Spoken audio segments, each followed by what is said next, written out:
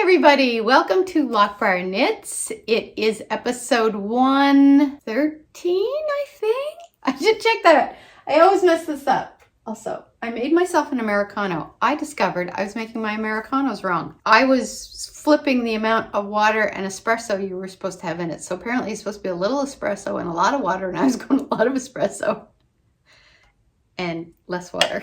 And I really like the taste of it, so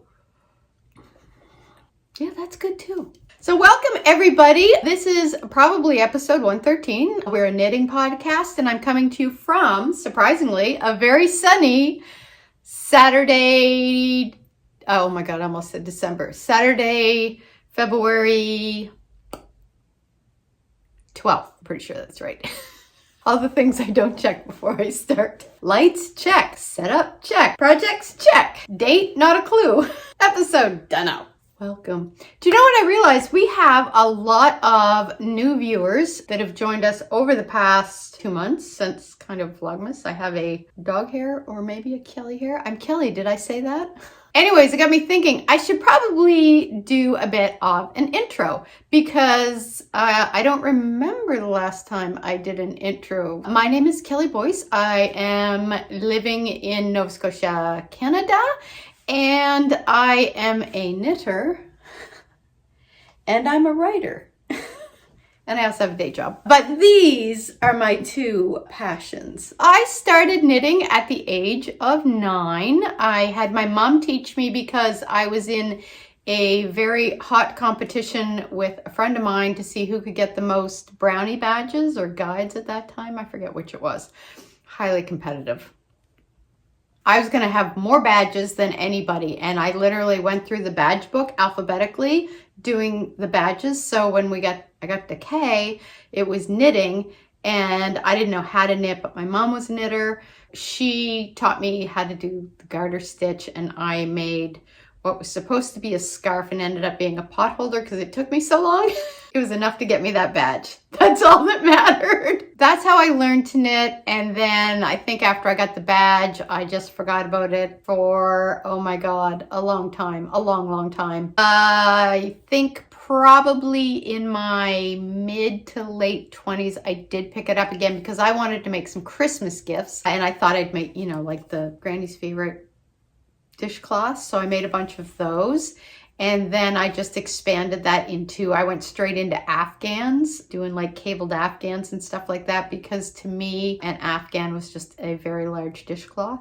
And then I kind of picked away at it. I started designing some simple cowls and selling those on Etsy. And then I designed a pair of fingerless mitts that I sold on Etsy. And then like little cup cozies, things like that, just simple little things. I stopped for a little while, or I picked away at it. I do a few things here and there, but mostly because I didn't have as much time to really give to it. But I really also had this urge to sort of expand my repertoire, but I didn't know how. And my mom was a knitter, but I think after we moved up here, she got more into her quilting and she wasn't really knitting much. So I was kind of like picking away at things here and there. And then when I started publishing my books, my writing schedule along with my day job pretty much took up my whole time. But because I had a day job, I was writing about 7 days a week to meet deadlines. And after I think about 5 years-ish, that schedule, I burned out. So I took a break from writing for way longer than I had expected or intended to, but I think I really needed to get over the burnout before I tried to put myself back into the headspace that you need for writing. And in that time, I really needed a creative outlet. So I ended up picking up my knitting again. And then I found knitting podcast. I think the first one I found was a homespun house, and she was showing her hand-dyed yarns. And I was like, that looks like a lot of fun. That's how I ended up getting into dyeing yarn. I thought, you know what? I really I want to start a podcast. So I started that first. Meanwhile, I'm still playing around in the dye pots. And then I was like, you know what? I think rather than selling hand knit objects, I want to try to sell some hand dyed yarn. So that's how Loch Briar Knits, the Etsy shop, evolved. And then the podcast was called Loch Briar Knits. That's how it all started. Meanwhile, I've now returned to writing in the past 6 months. So now I've got to figure out how to fit the day job, the writing, the hand dyeing of the yarn, and knitting into my day. And working out. I have crooked pinkies. That's my bio. So we are going to jump into the knitting because I don't have a whole lot of time today. As I had mentioned the last episode, I was going to do the Leftover City cowl by... I will put it down here. I wanted to learn how to do color work, but at the same time, I was watching how you do color work, and you know, there's different ways, but the one I liked the best was holding like the two different strands, like one knitting English style, one knitting continental style, except I didn't know how to knit continental. So I thought, okay, I am going to have to learn how to knit continental. So I looked at the Leftover City cowl and I thought this is going to be the perfect way to learn how to do both. Here's why. I have a finished object. I did modify it a little in the sense that if you look at, I will try to pop it up on the screen here. You will kind of see how she starts with one color and you're doing kind of one color solid, and then you get into the color work while bringing in the second color. And then you stop the color work and go with the second color for a little bit. And then you bring in the third color. So you're constantly changing colors all the way through. What I decided to do was I wanted a kind of simple neutral background all the way through it. And then doing color work with neutral color and then the contrasting color. So mine looks a little different. Here is finished project. What I did was I just like randomly grabbed it. And some of them, where's the one? This one was actually a Christmas color. So it was green, white, and red. So there are parts where it looks like kind of faded out, like there's nothing there. The neutral color is lichen and lace in their linen color. And the pattern itself, I think, has you change colors 6 times and then you do like the ribbed bind off. So I did 1, 2, 3, 4, 5, 6, 7 colors. So I did like 2 more. I absolutely love it. Before I blocked this, it was definitely, the color work was at a tighter gauge than my continental stitch was. So I can see why they tell you if you're doing color work to go up a needle size, because definitely it would indent and then this was kind of puckered out and then indent and this was puckered out. But what I did was when I blocked it, you can still see it's a little on this side. It's still a little in and out. But what I did was when I blocked it, I didn't put any pins in this area, but I did put about 3 pins in each section here just to hold it out, but keep it in a straight line so it wasn't like going to blah, blah, blah. Then what I did was I started my ribbing. It calls, I think, for 1x1 rib. And I did that in English style. Then once I got down to here,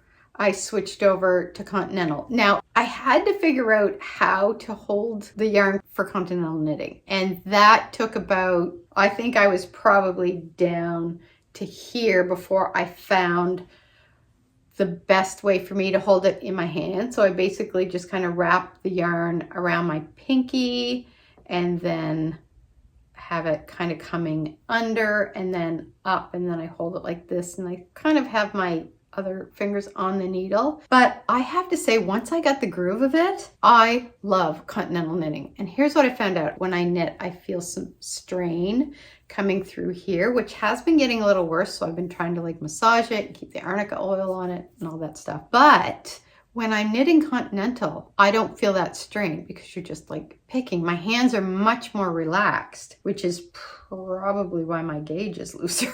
But that being said, my gauge is not, if you can see the stitches, like the stitches are for the most part pretty even. They weren't messy.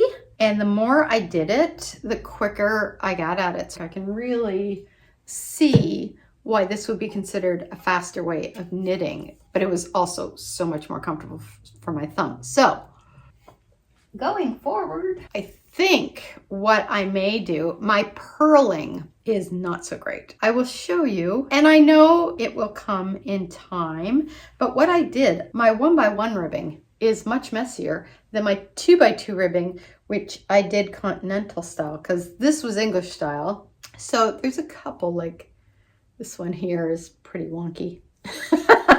You can also see if I hold it back, I think you can sort of see how the top is more narrow than the bottom. It does kind of come out slightly. And I think that might have just been because I was getting more relaxed with it, so I wasn't holding the yarns as tight.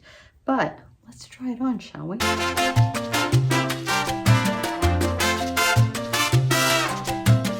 This is perfect. I'm glad I did make it longer because then you have kind of a nice amount that you can sort of bunch up under your collar to keep you warm, and you can still like bring it up some.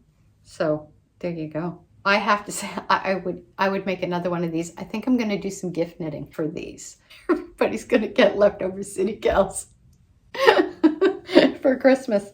I'll show you my floats too, because I am actually incredibly pleased with my floats. I think they look very neat, which I was not expecting. They look very even and pretty uniform. What do you think? Tell me, is that what they should look like? I think that's what they're supposed to look like. They are pretty neatly dispersed. There's no pulling. I watched, and thank you to everybody who recommended Jessica McDonald's tutorial. It was fantastic. She was showing it doing her Bitter Creek sweater, which she just released, so I have downloaded that and I have ordered the yarn, but we'll get to that later. And it was funny because I hadn't heard of Jennifer McDonald before until I was looking up things to knit for my Make 9, and I came across the cardigan that I want to do is a pattern of hers. So when there was a few of you who had mentioned last episode for me to check out her podcast and the tutorial she has, so I did that and then realized, oh my god, this is the new to me designer that I pulled the cardigan from. And then I was watching the tutorial where she's showing you on her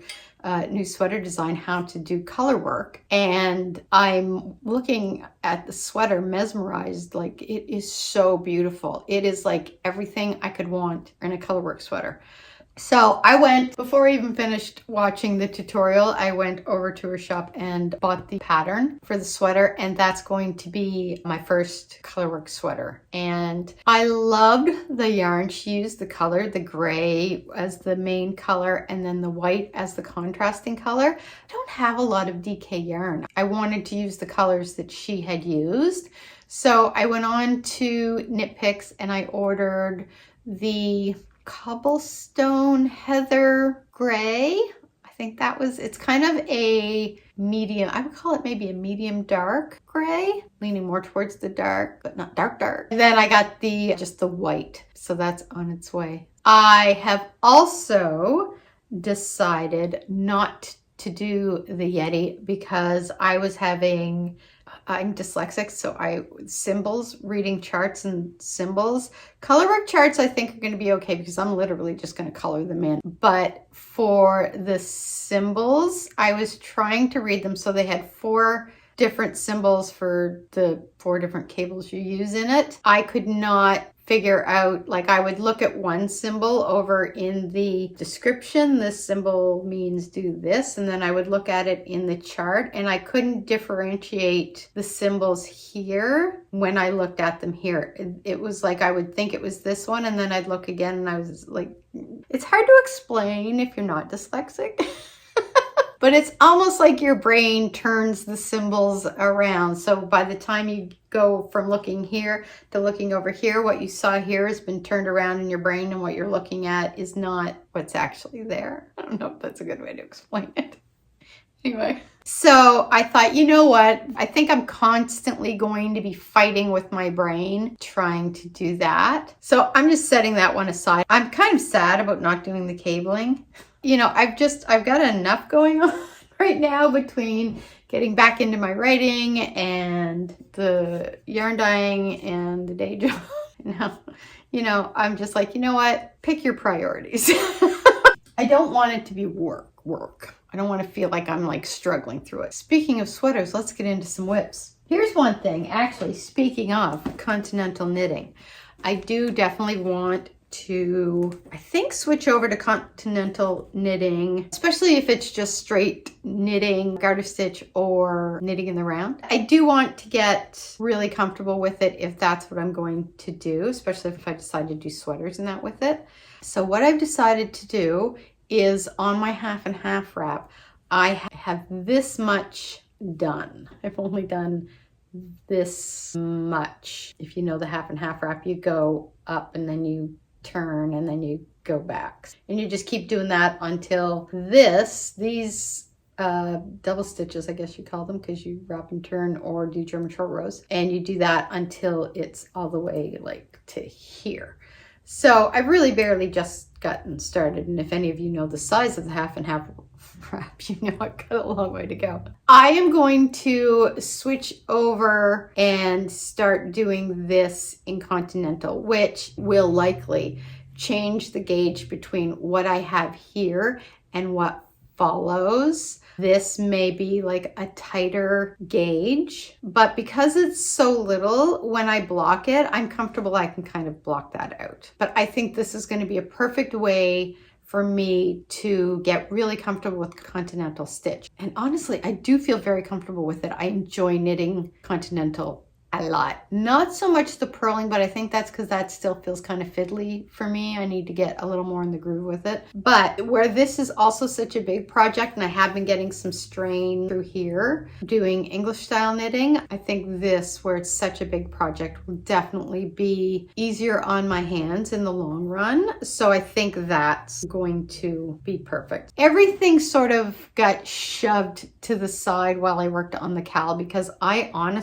was obsessed with that. I'd be at work thinking, I can't wait to get home to get back to that cowl, and what's the next color I'm gonna pick. I am totally obsessed. This just got picked up and I won back and forth row on this doing continental, and I thought, yeah, you know what, that feels a lot better.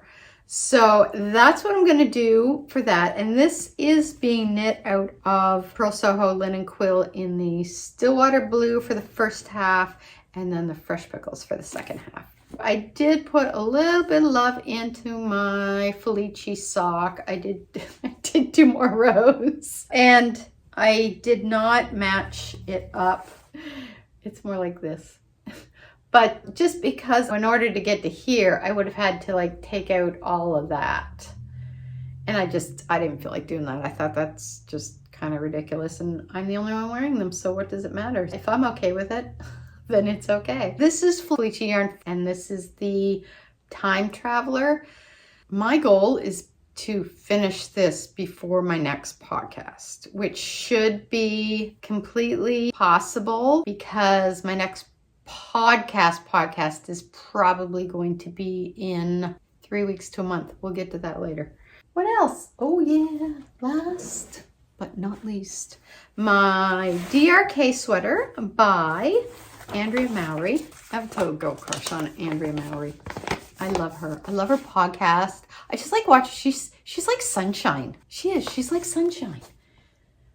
But this is a sweater. I think what I'm going to do is do somewhere between the cropped and the long. So this is the cropped version here. There's a long version. You can knit it longer, which is basically the long version. I think for me, I would knit it like maybe about there. I like it to kind of hit my hip bone, just like the top of my hip bone, as opposed to laying on my waist. Once I finished the cowl, I started putting some big time love into this. I am knitting this out of by Jody Long in the Alba yarn, and this color is Marmalade. I think the last time I was about here.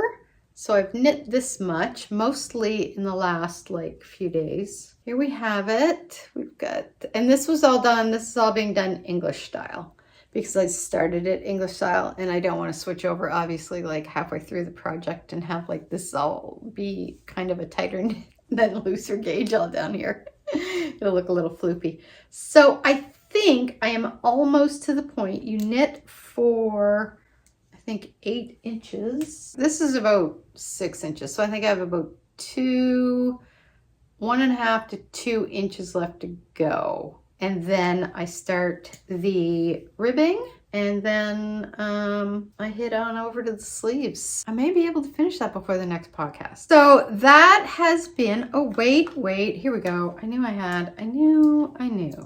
Let's see, let's go on a journey of discovery. Can't even see what I'm doing here. I'm measuring.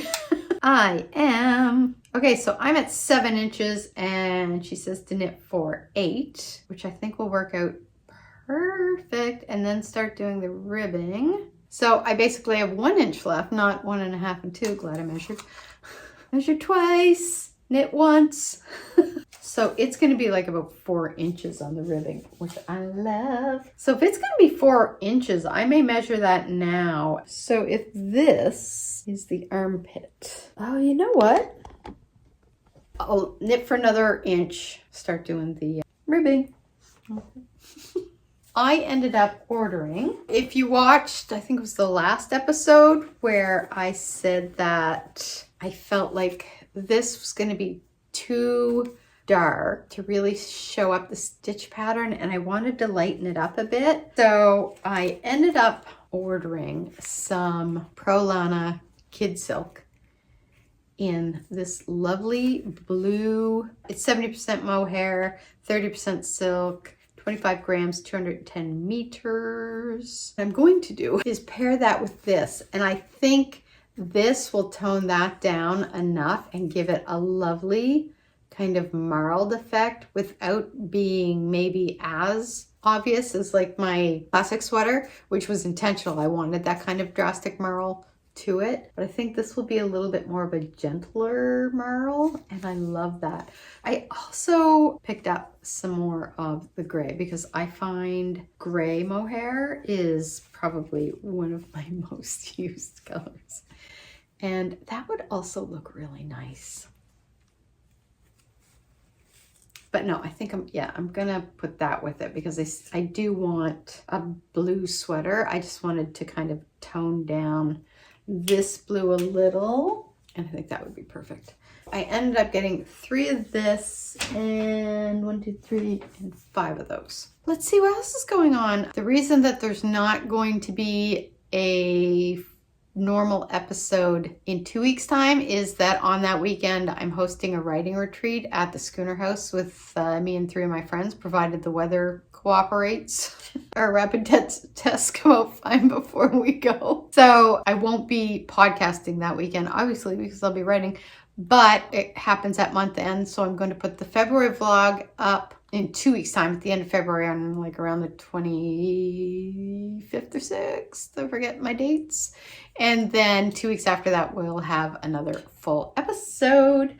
So by the time we have the next full episode, I want those fleechy socks done, and I would love to have my sweater done. That gives me a month. I should definitely be able to. And I will also decide which sweater I'm going to knit next. I really don't know. I really would like to do the stowaway with the yarns I just showed you there, because I want to be able to wear it before it gets too warm, which we're in Nova Scotia and it's February, so I've still got some cold weather coming. Let's see what else. We started watching Gilded Age, which is really good. That's on HBO. We were watching it on Crave, so yeah, it'd be HBO. And I finished reading Kate Morton's The Lake House, so I enjoyed it, but I liked most of the ending. But there was a part of the ending where I was like, just that one part where I was like, I think you're stretching it there. But then I started reading, and I'm going to completely forget the author's name because it's a new to me author, but it's called Is it called The Whispering Doorway? No, that's The Whispers from Under the Door. Oh my God, I completely forget. I'll put it down here. It is really good. I can't put that book down. I'm just like, when I start reading it, I just get like sucked right into it. That's really all that's going on. Just remembered one more thing. Karen F., if you're watching, you have not got in contact with me, flip back to the previous episode where I announced the winner for the 1,000 plus giveaway. So what I'm going to do is, if I don't hear from you by the end of the month, I will draw a new winner and I will announce that on episode 114 or whatever the full episode is after this one, not the vlog. I hope you guys have a great weekend. I hope you're getting some sunshine wherever you are in the world. And I will check back with you guys at the end of the month with the February vlog and in 2 weeks after that for the next full episode. And until then, happy knitting. Bye.